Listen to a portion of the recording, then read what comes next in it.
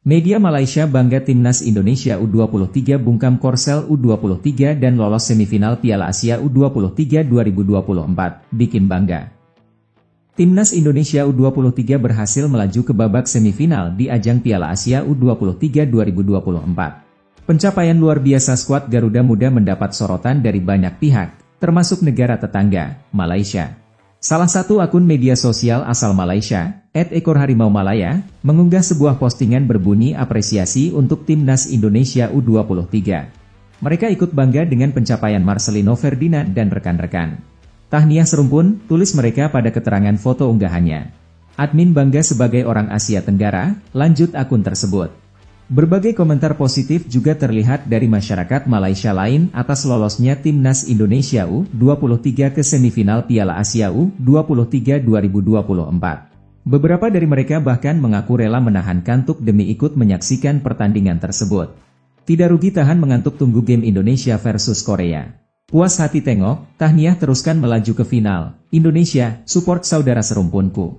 Tulis akun seseorang. Seperti diketahui, Timnas Indonesia U23 berhasil melaju ke semifinal Piala Asia U23 usai menyingkirkan Korea Selatan U23. Bermain 2-2 di waktu normal, pasukan Shin Tae-yong memastikan kemenangan lewat babak adu penalti. Timnas Indonesia U23 akan menghadapi Uzbekistan U23 di babak semifinal. Pertandingan tersebut akan digelar di Stadion Abdullah bin Khalifa pada 29 April 2024 pukul 21 waktu Indonesia Barat. Sebuah revans bagi Hernando Ari. Hernando Ari Sutaryadi menjadi pilar penting dalam kelolosan Timnas Indonesia U23 ke semifinal Piala Asia U23 2024. Ia revans kegagalannya di Piala AFF U23. Kiper Timnas U23 itu menjadi aktor penting Timnas U23 menyingkirkan Korea Selatan di perempat final Piala Asia U23 2024, Kamis, 25 April 2024. Ia melakukan 2 kali blok dalam adu penalti. Timnas Indonesia U23 akhirnya menang 11-10 dalam adu penalti setelah kedua tim bermain imbang 2-2 sampai babak perpanjangan waktu. Bagi Hernando Ari Sutaryadi, ini merupakan penebusan kegagalannya di final Piala AFF U23 2023 melawan Vietnam. Di final itu, Hernando gagal menahan 6 tendangan penalti pemain Vietnam. Sementara Hernando gagap mencetak gol saat gantian melakukan eksekusi sehingga Indonesia akhirnya kalah dan harus puas meraih medali perak. Saya bersyukur kepada Tuhan, berterima kasih kepada keluarga, pelatih, semua ofisial, dan teman-teman di tim. Saya hanya ingin mengatakan kita punya perjalanan baru, kita punya target besar untuk menjadi juara di sini, kata Hernando dalam pernyataannya. Di pertandingan itu, melawan Korsel, saya bisa menggagalkan penalti karena saya ingin membayar kegagalan saya di Piala AFF U23, di mana saya gagal mencetak gol yang membuat sedih Coach Shin Tae-yong dan sekarang saya ingin membayarnya dengan menjadi juara di turnamen ini untuk beliau, ujarnya. Dari kekecewaan kegagalan itu, Hernando Ari Sutaryadi pun bertekad untuk menebus suatu saat nanti. Piala Asia U23 2024 pun menjadi kesempatan yang betul-betul dimaksimalkan Hernando. Sejak fase grup, Hernando melakukan banyak penyelamatan penting. Ketangguhannya di bawah Mistar merupakan salah satu alasan Indonesia bisa terus melaju sampai babak semifinal. Saya tidak terlalu gugup saat adu penalti, karena saya lebih fokus kepada target. Di latihan saya pernah bercanda bahwa saya ingin mencoba penalti lagi untuk meningkatkan kepercayaan diri, ucap Hernando.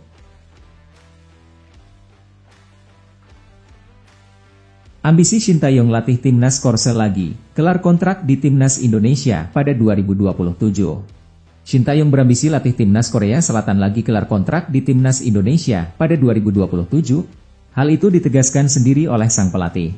Kontrak Shin bersama PSSI sejauh ini akan berakhir pada 30 Juni 2024. Pihak federasi, melalui Ketua Umum Erick Thohir, sudah menyatakan akan memperpanjang kerja sama hingga 2027. Hal itu tidak terlepas dari keberhasilan Shin memenuhi 2 target dari PSSI. Keduanya adalah membawa Timnas Indonesia lolos 16 besar di Piala Asia 2023 dan Timnas Indonesia U23 ke perempat final Piala Asia U23 2024. Tugas berat itu mampu dipenuhi Shin. Kini, PSSI dan pelatih asal Korea Selatan itu sudah mencapai kesepakatan lisan soal perpanjangan kontrak hingga 2027. seperti yang diumumkan Erik. Menariknya, Shin ternyata sudah punya rencana lain terkait masa depannya. Ia mengaku ingin sekali lagi mengasuh timnas Korea Selatan seperti pada 2018. Impian terakhir saya adalah kembali ke Korea dan kembali menangani timnas Korea, ungkap Shin dalam wawancara usai pertandingan perempat final Piala Asia U23 2024, dikutip pada Minggu, 28 April 2024. Sekadar informasi, pria berusia 53 tahun itu diketahui pernah menangani timnas Korea Selatan dalam sejumlah kesempatan. Ia mengawalinya dengan menjadi asisten pelatih pada Januari-Agustus 2014 sebagai tangan kanan Uli Stielike. Kemudian, Shin menjadi caretaker pada Agustus-September 2014. Karirnya dilanjutkan dengan menjadi pelatih timnas Korea Selatan U23 pada Februari 2015 hingga Desember 2016. Shin lalu menangani timnas Korea Selatan U20 pada Januari-Juli 2017.